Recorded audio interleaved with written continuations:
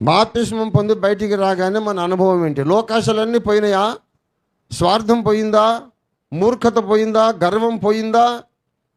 ధనాపేక్ష పోయిందా? అసూయ పోయిందా? ఏం పోయింది? బట్టలు తడిసినాయి అంతే. పొడి బట్టలు తడి బట్టలు అయినాయి. స్వార్థం అక్కడే ఉంది, అసూయ అక్కడే ఉంది, అవిధేయత అక్కడే ఉంది.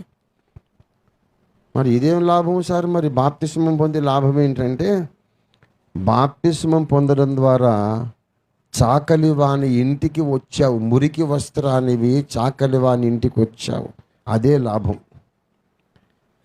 అసలు ఉతకాలంటే ముందు చాకలి వాని ఇంటికి అయితే పోవాలి కదా మనం. చాకలి వాని ఇంటికి రాకపోతే ఎలా ఉతుకుతాడు?